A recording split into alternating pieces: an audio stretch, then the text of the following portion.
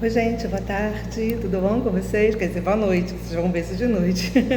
Então, sejam todos bem-vindos a mais um encontro do nosso terceiro módulo, que se chama Ler para Expressar-se Oralmente. Seguimos com mais um pedacinho da história do livro de Memórias Póstumas de Brás Cubas, que é de Machado de Assis. Seguimos? Vamos lá. Brás Cubas seguia com sua vida e se encontrava às escondidas com Virgília na casa da Dona Plácida. Mas esse dia ele chegou atrasado para o encontro. E ao chegar, Dona Plácida deu uma bronca nele porque havia deixado uma dama esperando. Ele deixou Virgília esperando, né? Virgília estava muito nervosa e apreensiva com o atraso dele, mas nada como um pouco de carinho resolvesse, né? Então aconteceu o que todo casal de amantes teme. Dona Plácida estava em pânico. Virgem Nossa Senhora, aí vem o marido de Laiá. O momento de terror foi curto, mas completo. A senhora abriu a porta da casa e quem entrou foi o Lobo Neves, né? Aí Dona Plácida foi logo falando para ele que a Virgília também se encontrava ali, e aí fazer uma visita. Lobo Neves ficou a olhar pela sala, quieto, pálido, frio. Comentou que passava por ali, por acaso, que viu uma conhecida na janela, quando resolveu entrar. Depois de visitar o casal, depois de visitar a Dona Plácida, né, se despediu e foi embora. Depois disso, Brás Cubas, que estava escondido, saiu do esconderijo e começou a refletir, né? Ele disse, refletiu sobre o acontecimento e reconheceu que o jogo estava ficando muito perigoso e arriscado. Ele sentia falta de um casamento, de um amor puro, estava cansado de aventuras e se imaginava marido de uma mulher adorável, com filhos, no meio de um sítio cheio de plantas, para ver o azul do céu. Ele tinha essa fantasia, né? Mas com a Virgília isso não era possível. Então ele recebeu a visita de Quincas Borbas. Tinha um gesto calculador e a voz que voltou a ser sonora, como antigamente. E de repente chegou um bilhete para ele que o Brás Cubas ficou um pouco confuso. E ele refletia, meu espírito estava alvoroçado.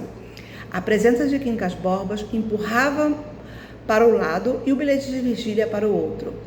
E a lembrança do último encontro com Quincas na rua o jogava para cima de acontecimentos. Com tantos empurrões, eu estava perdendo o equilíbrio. Ele disse que se encontrava meio confuso naquele momento, né? Entre ver o Quincas, saber as coisas que o Quincas queria e o bilhete da Virgília.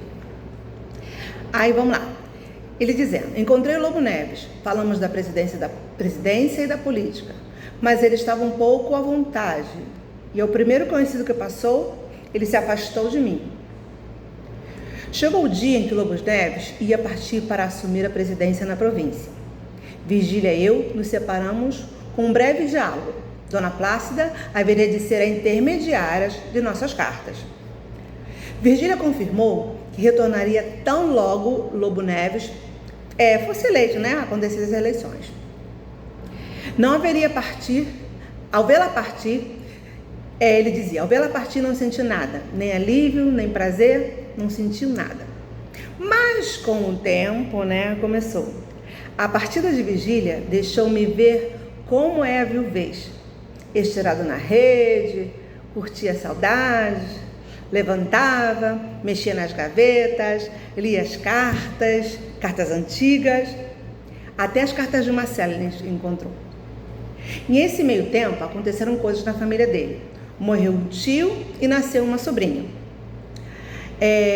E duas coisas, né, que davam força, eram as duas forças que davam, duas coisas que davam força para ele seguir, né? Então ele diz, duas forças, porém fizeram a ele retornar à vida, Sabina e Quincas Borba. A irmã tratou para que Nhá Loló se tornasse a noiva dele e quando viu já estava com uma moça quase nos braços. Sabina havia determinado que deveria casar, ou seja, ele conheceu a Sabina, porque a irmã dele apresentou e tudo isso, então a Sabina queria casar.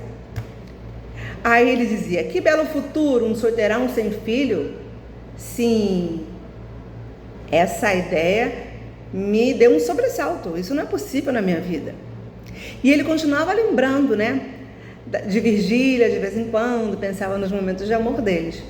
E ele imaginava, ao longe, que Virgília estivesse em lágrimas, esperando o momento de retornar, toda apaixonada por ele. E ao mesmo tempo, surgia em Aloló, suave como um anjo, né? Carinhosa, luminosa, isso deixava ele um pouco confuso. E essas lembranças vinham a ele quase sempre. Aí eu vou ficar por aqui e vou deixar o restinho para vocês lerem, tá bom? Até a próxima. Tchau, tchau.